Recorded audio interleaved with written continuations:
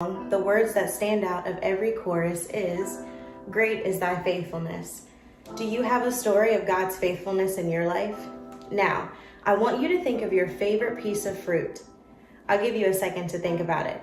Grab it in your hand or in your head. Let's rename it as faithfulness and go on this journey together.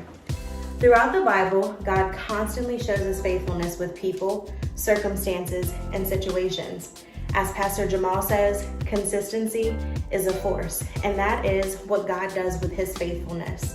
He is in fact consistent in our lives, even when we are most deserving and least deserving.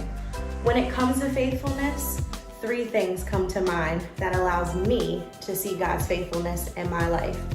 God is a provider, God gives me strength, and God supports me.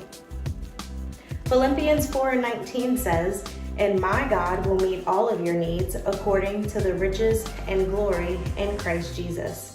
Notice that verse says all of our needs. God will provide all of our needs. Look around you, and what is something that you need? Some of the time we confuse our needs with our wants, and we wonder why we feel like God is not blessing us. Is not the blessing he continues to keep you, that he woke you up this morning? Think about that, and guess what? Those are a few examples of God's faithfulness. We have everything that we need. Did you hear what I just said? We have everything that we need because we are in Christ Jesus. You might feel like you don't have everything you need, and trust me, you do. God can use anyone to accomplish what he has set out to do. God's faithfulness never wavers, and a good example of this is Hannah. Hannah was childless, and yet God showed his faithfulness and blessed her with Samuel. Still not convinced? God showed his faithfulness in the wilderness for 40 years with the Israelites. Can you imagine how that would have gone had God not shown his faithfulness? I am so grateful God continues to show his faithfulness towards me.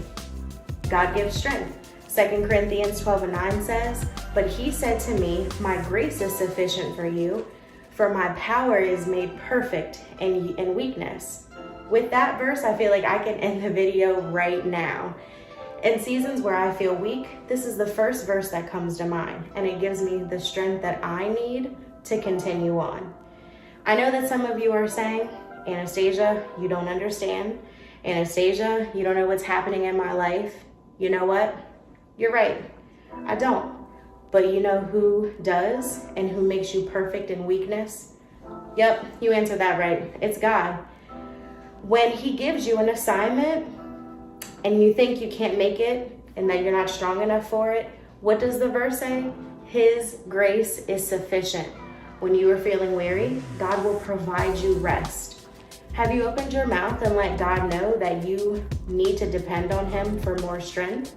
If you haven't, take a moment right now and let him know, "God, I need you to strengthen me in this moment for the assignment that is ahead of me." He requires our participation for the strength that he will provide. If God has strengthened you and kept you, share that with someone else.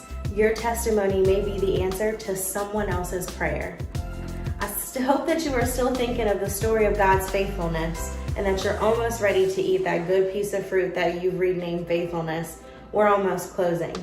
When I was accelerated by God in this Christian walk, a good friend of mine, Takesha, says that support begets support. So that to me meant that if I show up for someone, the next time they would show up for me. I learned there's more to it than that. It wasn't just about showing up, but doing the prep work before and the post work after.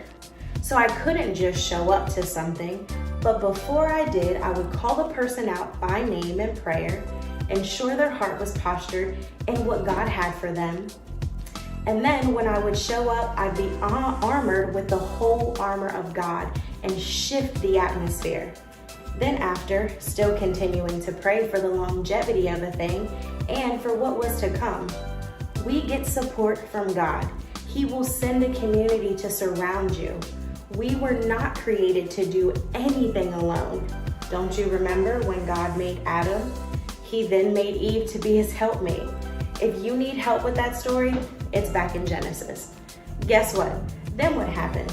Adam was no longer what? Exactly, he was no longer alone, but supported by the one God created for him. That was a great point I just made there. Through prayer and fasting, you will find the one or ones that God is sending you to support you. You just don't want anyone around you. And no matter what, God can then turn anything around for your good. Support also looks like wisdom. Wisdom that comes from God. Be careful of taking others' advice for wisdom and not consulting God. He is the ultimate source. So to sum all of this up, God is faithful and shows his faithfulness in the good, the bad, and the ugly. When you are ready to give up, think about how God is faithful to you and how much you love him. I love God so much that I want to ensure that he knows that not only is he faithful to me, but that I am also faithful to him. Things may not change right now or right away, but know God will provide, strengthen, and support you through what? His faithfulness. Now that we've come to the end of this journey of faithfulness, now is the time to take a bite into that fruit that you've renamed faithfulness, because the Bible does say, taste and see that the Lord is good. Share how good God has been faithful to you in the comments. We'd love to hear from you. Thank you for tuning in to another video with A&A Ministries. May God continue to bless you. And remember, God is faithful.